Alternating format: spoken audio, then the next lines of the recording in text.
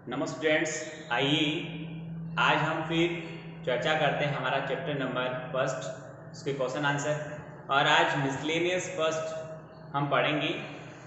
Students, वैसे तो यदि आप रेगुलर इसको पढ़ रहे होते हैं तो जो मिसलेनियस के डाउट हैं, जो सिंपल डाउट्स है, वो मैं आपको खुद को करने के लिए देता। बट अभी स्टूडेंट्स नए ऐड हो रहे हैं तो उनके लिए भी ये वीडियो है, तो मैं सबके लिए एक एक डाउट को एक्सप्लेन कर रहा हूँ और सारी थीम पिच वाली उसको एक्सप्लेन करते हुए आपको बता रहा हूँ ताकि आपको सब ध्यान में आ जाए। जो आप फर्स्ट टाइम देख रहा है उसको भी अच्छी तरह से समझ में आएगा। यहाँ पर हमारा चैप्टर फर्स्ट चल ही रहा है, समुच्चय उसका नाम है, इंग्लिश में इसको सेट कहते हैं। हम यहाँ पर एक्सरसाइज जो फर्स्ट मिसलेनियस बोलते हैं इसको,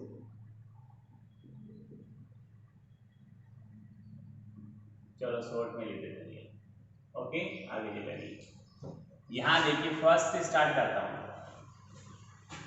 फर्स्ट ये है हमारे पास कि समीकरण x square plus x minus 2 equal 0 का हल रोस्टर रूप में लिखना है।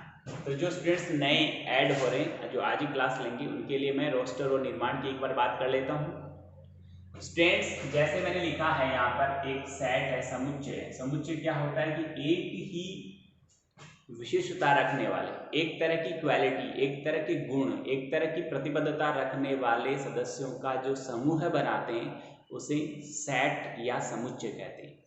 समझ में आ गया? समूह है, जैसे आपकी क्लास में बैठते हैं, उसमें प्रत्येक बच्चे की एक विशेषता है कि वो क्या है कि 11th क्लास का बच्चा है, 11th मैथमेटिक्स का स्टूडेंट्स है। यहाँ पर ये थोड़ी कि हर बच्चे की अलग अलग विशेषता है, सबको एक ही, वहाँ पर 50 बच्चे बैठे तो उसको एक ही नाम से पुकारते हैं। ये कौन है? कोई भी आएगा वो कहेगा कि 11th मैथमेटिक्स। समझ में आ गई? तो वहाँ उस नाम एक बोला है 11th मैथमेटिक्स, नाम मैंने एक बोला एक, बट इसके अंदर मेंबर खूब सारे होंगे और उन प्रत्येक मेंबर की एक विशेषता होगी, समान विशेषता होगी। तो यहाँ पर मैंने लिखा 1 2 3 4 5, 1 2 3 4 5 6। ये क्या है? ये प्राकृत संख्या है। मैं इसको एक पहचान से जानना चाहूं तो कहूंगा 1 से लेकर 5 तक, 1 से लेकर 6 तक की प्राकृत संख्या है। सिंपल है। ये बात मैं बोलूं, ये बात आप बोले, या धरती पर रहने वाला कोई भी व्यक्ति ये बात बोलता है तो सबको समान रूप से समझ में आती है, क्योंकि सबकी इसकी एक ही आइडेंटिफिकेशन है और वो आइडेंटिफिकेशन सबके लिए है। ये नहीं कि मेरे लिए अलग है, आपके लिए अलग है, एक ही परिभाषा सबके लिए। आप यहाँ नहीं, बॉम्बे जाकर पूछोगे, यहाँ पर कहीं मान लो दूसरे देश में भी जाकर, कंट्री में भी जाकर पूछोगे कि साहब 1 से लेकर 6 तक की प्राकृत संख्या, कहीं भाषा बदलती है तो वहाँ बोल दोगे साहब नेचुरल नंबर फ्रॉम 1 to 6, तो वो बोलेगा 1 2 3 4 5 6।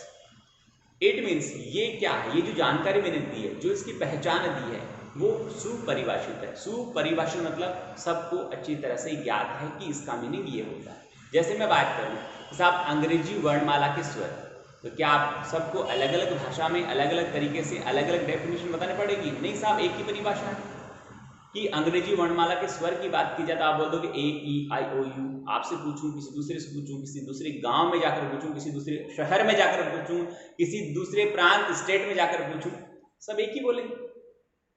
तो क्या हुआ? ये सुपरिभाषित, यानी जिन सदस्यों का जो समूह है वो एक विशेष पहचान रखता है। जैसे कि इसमें क्या है, 1 से लेकर 6 तक की प्राकृत संख्या है। दूसरा हम बात करें तो हम इस प्रकार देख सकते हैं कि जिस समूह के प्रत्येक सदस्य की एक पहचान होती है, उस समूह को समुच्चय कहा जाता है। जैसे मैं बोल दूं साहब कि अपनी क्लास के होशियार बच्चों का समूह है, एक समुच्चय हो सकता है क्या? तो आप कहेंगे सर नहीं हो सकता।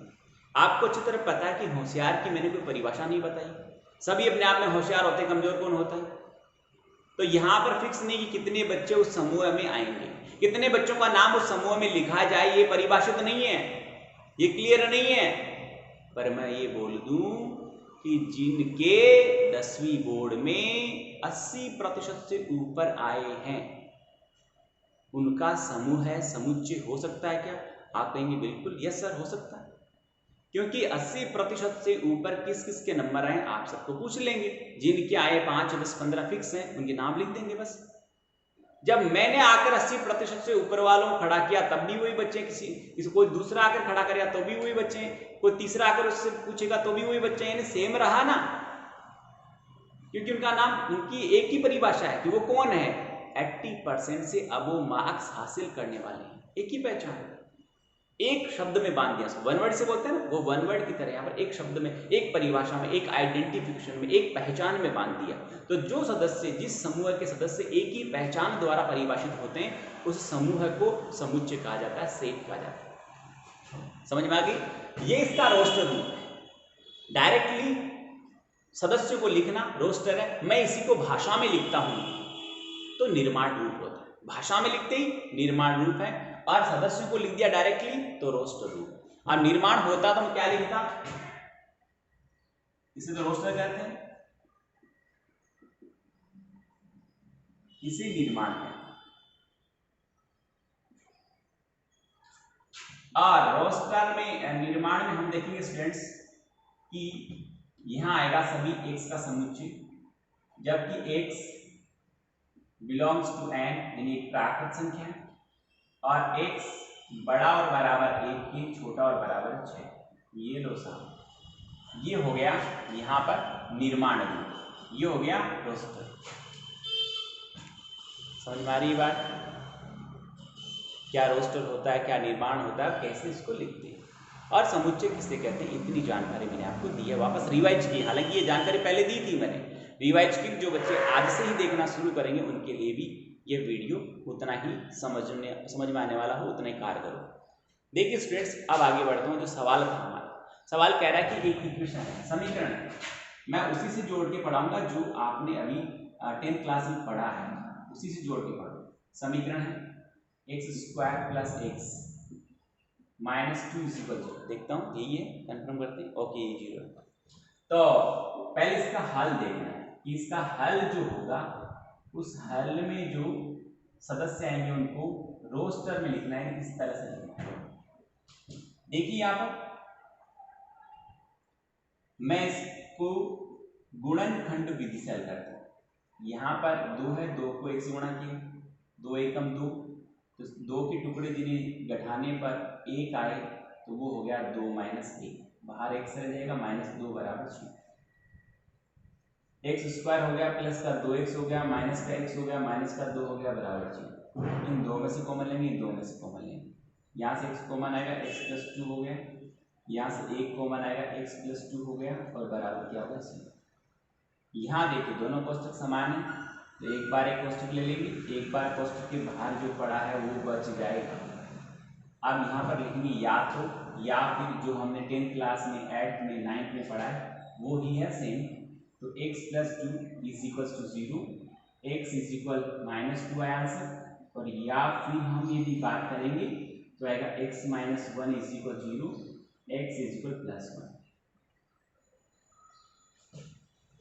ठीक है। अब हम बात कर रहे हैं यहाँ पर, तो देखिए क्या है कि जो x के आंसर आए -2 और +1 आए, इसको रोस्टर में लिखना है, पहले तो -2 और +1, बस इसे रोस्टर बोलते हैं। समझ में आ गई? इसे क्या बोलते हैं, रोस्टर। ऐसा लिखना क्या होता है, रोस्टर। ये फर्स्ट डाउट का आपको आंसर मैंने दिया। सेकंड कह रहे हैं कि एक समुच्चय लिख रखा है और उसमें कह रहा है कि सभी y का समुच्चय, जबकि y अंग्रेजी वर्णमाला का एक स्वर है, इसको रोस्टर में लिखना है। लिख दोगे? दूसरे सवाल को पूरे को लिखने की जरूरत नहीं मेरे ख्याल से, कि अंग्रेजी वर्णमाला के स्वर है, ऐसा लिखा हुआ। आप चाहो तो एक बार लिख देता हूँ, सभी y का समुच्चय। इसको ऐसा पढ़ते हैं, जैसे क्या पढ़ा, सभी x का समुच्चय, ये कोष्ठक है, मझला कोष्ठक में लिखते हैं। समुच्चय बड़े कोष्ठक, छोटे कोष्ठक में नहीं लिखा था, समुच्चय के सदस्यों को मझले कोष्ठक में लिखा जाता है। और उसका नामकरण जो होता है वो अंग्रेजी वर्णमाला के कैपिटल लेटर से लिखा जाता है। समुच्चय का नाम अंग्रेजी वर्णमाला के कैपिटल लेटर से, और कभी भी अंग्रेजी वर्णमाला के कैपिटल लेटर हैं वो इसके अंदर सदस्यों के रूप में नहीं आएंगे। कभी वैसा नहीं आएगा capital A, capital B, capital C, capital D, ऐसा कभी भी सदस्यों के रूप में समुच्चय के अंदर नहीं लिखा जाता। आप देखिए तो इसको पढ़ेंगे सभी x का समुच्चय, ये निशान है, इसको पढ़ते हैं जबकि। क्या पढ़ते हैं? जबकि सभी x का समुच्चय जबकि x सदस्य है। ये जो दिख रहा है आपको ई जैसा, इसको पढ़ते हैं सदस्य है। किसका? Capital N. कैपिटल एन मतलब होता है प्राकृत संख्याएं, यानी x के अंदर केवल प्राकृत संख्या आनी चाहिए। और प्राकृत संख्या का नाम आया, इट मीन्स आपके दिमाग में क्लियर है कि 1 से शुरू होगी और अनंत तक जाएगी। बट हमें अनंत तक नहीं ले जाना है, 1 से लेकर 6 तक लिखना है। यहाँ पर निशान पढ़ना है, x बड़ा और बराबर है 1 की। x का मान 1 के बराबर भी है और ज्यादा भी है। x छोटा और बराबर है 6 के, यानी x का मान 6 के बराबर और छोटा है। यानी 1 से बड़ा, 1 के बराबर और बड़ा, 6 के बराबर और छोटा, दैट मीन्स 1 2 3 4 5 6 इसमें आना है। तो ऐसे यहाँ लिखा हुआ है सभी y का समुच्चय जबकि y अंग्रेजी वर्णमाला का एक स्वर है।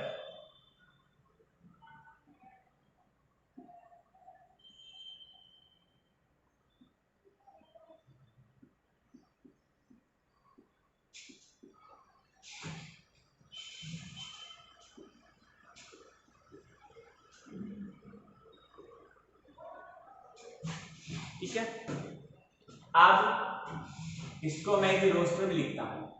तो रोस्टर में लिखने के लिए क्या चाहिए? जो इसके अंदर सदस्य आ रहे हैं उनको लिख दो डायरेक्ट। यहाँ भाषा लिखिए, सदस्य कौन कौन है वो नहीं लिखा, भाषा लिखिए, उनका जो इंडिकेशन लिखा है मैंने कि है कौन, बट वो सदस्य एग्जैक्टली कौन कौन है वो नहीं लिखा मैंने कहा अंग्रेजी वर्णमाला के स्वर इतना बताएं, तो आप बोलेंगे ए ई आई ओ यू, ए ई आई ओ और यू। क्लियर है? समझ में इतनी बात? ये स्टूडेंट्स हमारा हुआ सवाल संख्या 2। सेकंड, थर्ड है समुच्चय दिया गया है ए, उसमें पड़ा 1 4 9 16 25 डॉट डॉट डॉट का निर्माण रूप में लिखना है। इसको अभी लिखते हैं, देखो।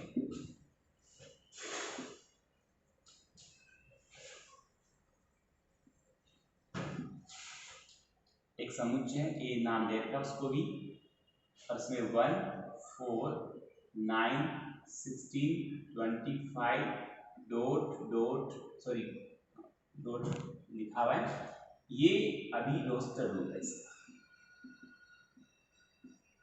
इन्हें हमें निर्माण में लिखना है।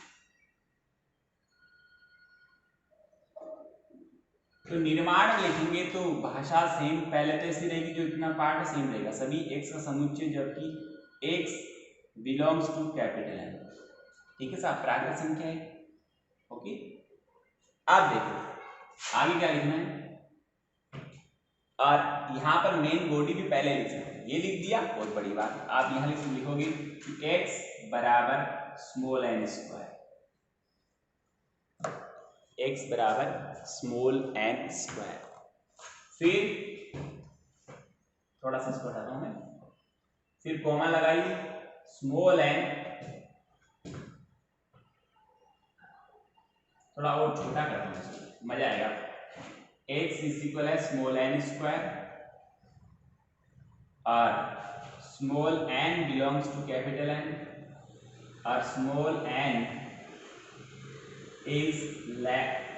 बस इतना लिखो, बहुत अनंत चाहिए ना अपनी को, तो ये लो आंसर हो। स्मॉल एन किस में से आएगा? कैपिटल एन में से आएगा। क्या क्या आएगा बोलो? यहां पर x का मान n के स्क्वायर के बराबर, n का वैल्यू 1 2 3 4 5 6, n का स्क्वायर 1 का स्क्वायर 1, 2 का स्क्वायर 4, 3 का 9, 4 का 16, 5 का 25 हो जाएगा। तो यहां पर आप स्मॉल n का वैल्यू कैपिटल n में से लोगे, यानी 1 से शुरू करोगे, 1 2 3 4 5 6 7 8। समझ में आ रही मेरी बात? और जो आप 1 2 3 4 5 6 लोगे तो x का वैल्यू बन जाएगा 1 4 9 16 25 36 49 68 81 100 121, इस तरह से बनती जाए। ये इसका हो गया निर्माण, ये इसका हो गया बिल्डर फॉर्म। समझना, मैंने सिर्फ इसको सिंबल में लिखा। क्या लिखा है? मैंने एक सिंबल में लिखा। इसको और भी सरलतम रूप में लिखते, किसी को साफ ये सिंबल वगैरह समझ में नहीं आए तो देखो मेरी एक भाषा और समझ लो। सभी x का समुच्चय जबकि x एक पूर्ण वर्ग और प्राकृत संख्या। सारा जवाब लिख दिया मैंने, किसी से कुछ पूछने की जरूरत नहीं है आपको। सभी x का समुच्चय जबकि x एक पूर्ण वर्ग प्राकृत संख्या है। ये हो गया भाषा। इसको कहते हैं हम कौन सा रूप? निर्माण। ये भी निर्माण है, ये भी निर्माण है और ये रोस्टर। उम्मीद करता हूं इतनी बात समझ में आई होगी। आगे देखिए, आगे बढ़ते हैं। हमारा डाउट नंबर 4, निम्नलिखित समुच्चयों में कौन सा अपरिमित है? अपरिमित का मतलब आप सामान्य वर्ड से, साइंस के स्टूडेंट्स हैं तो आपको समझ में आता होगा वर्ड का मीनिंग। अपरिमित यानी जिसकी कोई सीमा नहीं हो, जिसका कोई दायरा नहीं हो, जो अनंत तक चलता हो, वो अपरिमित है। परिमित जिसमें निश्चित संख्या में सदस्य हो, वो परिमित। मैं कहूँ साहब मेरी मुट्ठी में रेत के कणों की संख्या, तो आप कहोगे साहब अपरिमित है। मेरे हाथ में लड्डू, तो मेरे हाथ में लड्डू काउंटिंग में होंगे, 2 है, 4 है, 5 है। मेरे हाथ में सेब, मेरे हाथ में केले, मेरे हाथ में केले काउंटिंग में। बट मैंने कहा एक मुट्ठी भर के मेरा रेत होता है कि रेत के कणों की संख्या, तो अपरिमित है। वह समुच्चय जिसमें सदस्यों की संख्या अपरिमित हो, अनिश्चित हो, उसे तो कहते हैं अपरिमित समुच्चय। और जिसमें सदस्यों की संख्या निश्चित होती है, जैसा 5 है, 10 है, 50 है, 100 है, निश्चित संख्या वाले सदस्यों के समुच्चय को परिमित और अनिश्चित संख्या वाले सदस्यों के समुच्चय को अपरिमित समुच्चय कहते हैं। तो परिमित जिसमें निश्चित संख्या में सदस्य हो, अपरिमित जिसमें अनिश्चित संख्या में सदस्य हो। जैसे ये अपरिमित है, डॉट डॉट डॉट आएगा, आ गया मतलब अनंत तक जाएगा, और अनंत किसी ने देखा नहीं कहां तक। जबकि इसमें ये परिमित है कि 1 से लेकर 6 तक सदस्य कौन कौन है, कितने, ये निश्चित संख्या में अवयव है, अतः इसे परिमित समुच्चय कहेंगे, इसे अपरिमित समुच्चय कहेंगे। क्लियर है? ये हमारा चौथा सवाल है, कौन परिमित है कौन अपरिमित है, हमें देखना है। एक सभी लोग एनसीईआरटी नए सिलेबस की बुक्स खरीद लें और फिर नोटबुक खरीद लें और होमवर्क करना स्टार्ट कर दें। थोड़ी मानसिकता बदलें, समय बदल रहा है, परिस्थितियां बदल रही है। हम सोच रहे हैं अभी तो देखेंगे, अभी तो यूं चल रहा है, देखने देखने में हमारे 15-20 दिन निकल जाएंगे। फिर हम आकर प्लेटफॉर्म पे खड़े होंगे तो हमें थोड़ी सी ट्रबल होगी, क्योंकि पीछे जो पढ़ा दिया जा चुका होगा वो हमें समझ में नहीं आएगा। ऐसे करने के बजाय हमें थोड़ा सा इंटरेस्ट लेकर आगे बढ़ना चाहिए और टाइमली पूरा अपना सिलेबस खरीद लें और टाइमली अपनी नोटबुक वगैरह खरीद कर होमवर्क स्टार्ट करें। किसी भी स्टूडेंट्स को किसी भी तरह की कोई किसी भी सब्जेक्ट में डाउट हो, मेरे नंबर है आपके पास 9057906693 पे आप कॉल करें, आपको इसका समाधान मिलेगा, जो भी डाउट हो इसका। आगे बढ़ते हैं, हमारा सवाल संख्या 5 की बात करते हैं। नेक्स्ट जो 5th है वो ये है स्टूडेंट्स कि एक समुच्चय ए है, उसमें केवल एक एलिमेंट पड़ा है, एलिमेंट मतलब अवयव पड़ा है, वो 0 है। दूसरे में हमारे पास कुछ अवयव पड़े, मैं सबको लिखता हूँ फिर एक्सप्लेन करता हूँ, बिना आपको बोर्ड पे लिखे आपको समझ में नहीं आएगा। मैं डाउट नंबर 5 की बात करता हूँ। ए पड़ा, ए में ओनली 1 एलिमेंट है और वो है 0।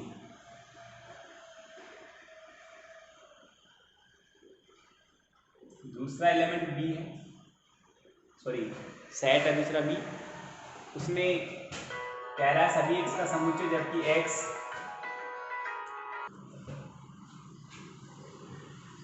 बी में पड़ा है हमारे पास सभी एक्स का समुच्चय जबकि एक्स बड़ा है 15 से और एक्स छोटा है 5 से।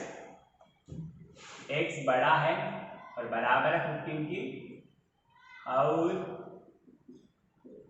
एक्स छोटा है 5 से।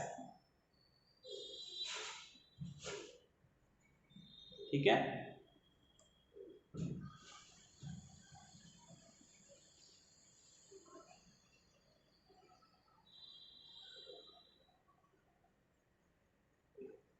देखो 15 के बराबर और बड़ा मतलब 15, 16, 17, 18, 19, 20 इनफिनिट। 5 से छोटा 4, 3, 2, 1 ऐसे। तो क्या इन दोनों में कुछ कॉमन है? हमेशा x की जगह कुछ ना कुछ तभी रखा जाएगा, इस सेट में कोई सदस्य तभी रखा जाएगा जब वो इन दोनों कंडीशन को फॉलो करता है, इन दोनों कंडीशन के अंदर आता है। कंडीशन दोनों सुन लीजिए। जैसे मैं कहूं साहब मैं आपसे मेरे घर पे मिलूंगा, कब? आपने पूछा कब मिलोगे जी? मैंने कहा मेरे स्कूल आने के बाद और मेरे घर पहुंचने से पहले। तो दोनों में कुछ भी कॉमन नहीं है। मैं घर पे मिलूंगा तो घर पे तभी मिलूंगा जब मैं घर पे रहूंगा। मैंने कहा मैं स्कूल आने के बाद, जब मैं स्कूल आ गया, और मेरे घर पहुंचने से पहले तो मैं घर पे हुई नहीं। तो दोनों कंडीशन में कॉमन कुछ नहीं है ना। अब मैं ऐसे बोलता कि साहब 7 बजे के बाद और 9 बजे से पहले, तो यहाँ कॉमन है। 7 बजे के बाद मतलब 8, 9, 10 चलते रहो, और 9 से पहले तो भी अपने पास कॉमन है। तो इन दोनों कंडीशनों में जो यदि कुछ कॉमन है वो सदस्य इसमें लिखे जाएंगे, और कुछ कॉमन नहीं है मतलब कुछ भी नहीं आएगा। कुछ भी नहीं आएगा मतलब एक खाली है। खाली यानी एम्प्टी सेट है, नल सेट है। देखिए तो यहां 15 से बड़ा और बराबर और 5 से छोटा या बराबर नहीं है, ये लो बड़ा लगा दिया मैंने। तो यहां पर ऐसा कोई भी एलिमेंट नहीं है जो इसको कंडीशन को फॉलो करता है। दैट मीन्स बी में जो आएगा वो कुछ नहीं आएगा। मतलब क्या होगा? सिर्फ 5 पढ़ते हैं। 5 मतलब एम्प्टी सेट, एम्प्टी यानी खाली, रिक्त समुच्चय होता है। नेक्स्ट की बात करें हम, इसी का नेक्स्ट है। इसमें सी गिवन है और सी में हमें गिवन है वो भी रोस्टर नहीं, निर्माण रूप है सी भी। और ये बोल रहा है स्टूडेंट सभी एक्स का समुच्चय, जबकि एक्स क्या है? एक्स में कह रहा है x -5 is equal 0। X -5 is equal 0। यहाँ पर एक एलिमेंट बन रहा है। कैसे बन रहा है जरा देखिए, मैं यहाँ लिखता हूँ। ये मेन बॉडी को उठाओ। हमेशा किसी भी निर्माण रूप के समुच्चय में कोई कंडीशन, कोई समीकरण दिया, जैसे अभी समीकरण था तो मैंने समीकरण को हल किया और x के मान निकाले, वो उस समुच्चय में रखे जाएंगे। अब यहाँ ये मेन बॉडी दी है तो इस बॉडी को उठाऊंगा, x -5 इज इक्वल 0, तो x का वैल्यू 5 हो जाएगा। तो इसमें क्या आया? सी में आएगा ओनली 1 एलिमेंट, वो कौन है? 5। और फिर ऐसे ही यहाँ पर e पड़ा है और फिर हमें पूछ रहा है कि इनमें समान समुच्चय कौन है। समान समुच्चयों का युग्म हमें छांटना है, बराबर वाले कौन से हैं। तो ये 5 है, इसमें 0 है, वो 5 है। और डी में मैं डायरेक्टली लिख दूं, यहाँ पर डी में वो कह रहा है हमारे पास कि x² इज इक्वल 25 है। तो x का वैल्यू +-5 हो गया है, तो प्लस का 5 आएगा, एक माइनस का 5 आएगा। ओके, माइनस का 5 पहले लिखना चाहिए मुझे, -5 और +5।